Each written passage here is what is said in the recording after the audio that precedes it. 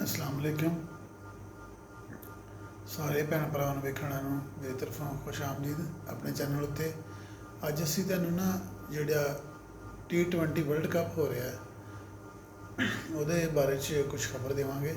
अज match सी India ते अफगानिस्तान का बड़ा तगड़ा मैच सी। इंडिया की बड़ी तगड़ी टीम सी और अफगानिस्तान की टीम भी बड़ी ज़बरदस्त टीम है। तो अज जदों टॉस होया ना उदों तुसीं देखिया होना है, बाकी सारिਆਂ ने ਉਹ ਤੁਹਾਡੇ ਨਾਲ ਸ਼ੇਅਰ ਨਹੀਂ ਕਰਾਂਗਾ क्योंकि ਕਾਪੀਰਾਈਟ ਦਾ ਸਟ੍ਰਾਈਕ ਦਾ ਮਸਲਾ ਬਣੇਗਾ। ਤੇ ਵੈਸੇ ਮੈਂ ਦੱਸਾਂਗਾ, ਤੁਸੀਂ ਗੌਰ ਕਰਨਾ।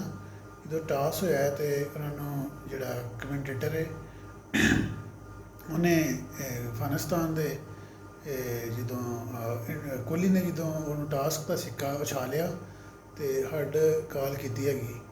ਤੇ ਉਹਦੇ ਜਦੋਂ ਫਿਰ ਦੂਸਰੇ ਨੇ ਕਮੈਂਟੇਟਰ ਨੇ ਉਹਨਾਂ ਨੂੰ ਪੁੱਛਿਆ ਲੈ ਅਫਗਾਨਿਸਤਾਨ ਦੇ ਕਪਤਾਨ ਨੂੰ ਉਹਦੇ ਪੁੱਛਣ ਵਾਸਤੇ ਵੀ ਕਿਉਂਕਿ ਅਫਗਾਨਿਸਤਾਨ ਦਾ ਕਪਤਾਨ ਟਾਸ ਜਿੱਤਿਆ ਸੀ।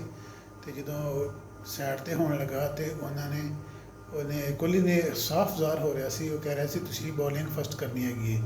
ਇਹ ਮੈਚ ਮੁਕੰਮਲ ਤੌਰ 'ਤੇ ਫਿਕਸ ਸੀ। ਤੇ ਇਸ ਮੈਚ ਦੇ ਬਾਰੇ ਤੁਸੀਂ ਮਜ਼ੀਦ ਵੇਖਣਾ ਉਹਨਾਂ ਦੇ ਜਾਂ ਟਾਸ ਦੇ ਬਾਰੇ ਜਦੋਂ ਹੋਇਆ ਨਾ ਉਦੋਂ ਕੋਹਲੀ ਸਾਫ਼ ਕਹਿ ਰਿਹਾ ਸੀ ਇਹ ਮੈਚ ਫਿਕਸ ਹੈ। ਤੇ ਇਹ ਮੈਚ ਫਿਕਸ ਹੈ ਤੇ ਇਸ ਵਾਸਤੇ ਅਸੀਂ ਇਹ ਤੁਹਾਨੂੰ ਸਲਾਹ ਦਿੱਤੀ ਹੈਗੀ। ਤੇ ਬਾਕੀ ਸਾਰੇ ਜਿਹੜੇ ਸਾਡੇ ਨਵੇਂ ਔਰ ਪੁਰਾਣੇ ਸਬਸਕ੍ਰਾਈਬਰ ਉਹਨਾਂ ਸਾਰਿਆਂ ਨੂੰ ਖੁਸ਼ ਆਮਦੀਦ ਕਰਨੇ ਆ। ਤੇ ਅੱਜ ਦੀ ਖਬਰ ਬਹੁਤ ਜ਼ਬਰਦਸਤ ਖਬਰ ਸੀ, ਅਸੀਂ ਦਿੱਤੀ ਤੁਹਾਨੂੰ।